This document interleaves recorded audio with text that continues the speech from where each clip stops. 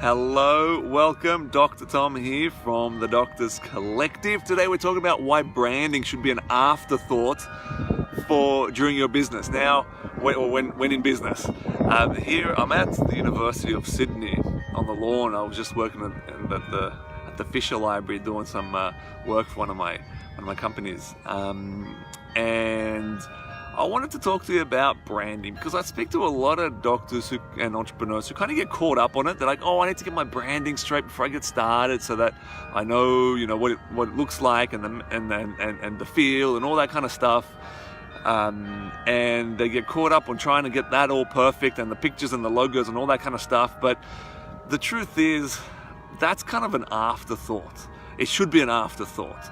Why? Because here's the thing: the most challenging and the most important part to getting into business and staying in business is getting clients.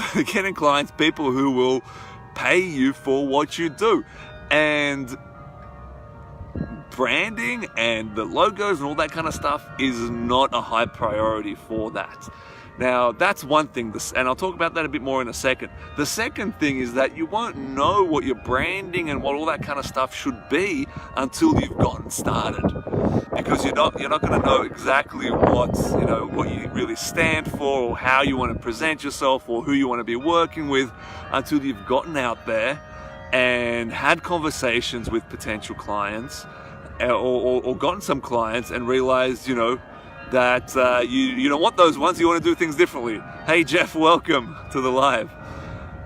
Welcome back, a regular supporter of ours. So let's go back to the first one. And the first one was that people don't. The most important thing. What was the first thing? The second. I've kind of forgotten it. So. The bells were really ring beautifully and distracted me. So the second one was that you need to get started.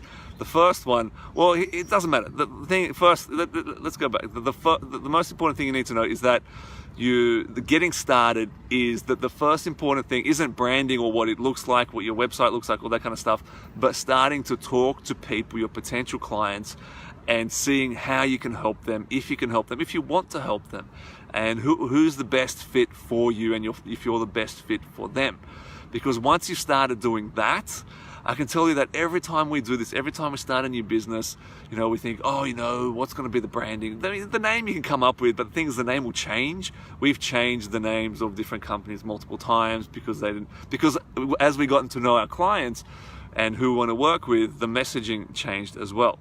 So this might happen for you in that same way, and it should as well. So here's how it should ideally go. You get started. You get a list of people who you can help, potential clients, whether it's or existing contacts, or through a partnership, or you run some ads on Facebook or Instagram or whatever, and then you start talking to them and seeing who you want to help, how you want to help them. Do you like these people? Do you not like these people? How do you want to be able to do this?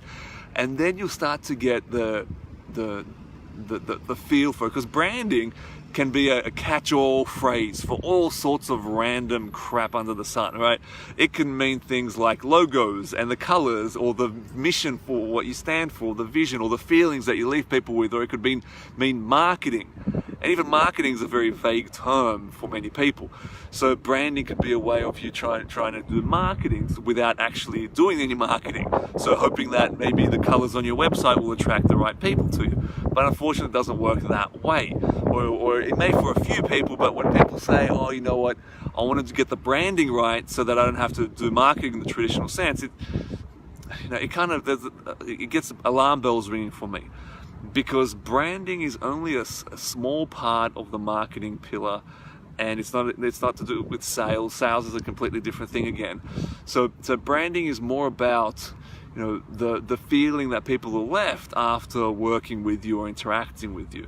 The feelings that they have, the things that they say about you and what you do, and the way that you get to know that, the way they get to know that from you is by talking to you, by interacting with you. And you can't do that until you get out there, start talking to people, start developing your message and what you want to be doing, and go from there, and it'll evolve, and that's okay. It will evolve, and it needs to, as you evolve as well, within your business, within you as a person, and what you're doing and who you want to be helping.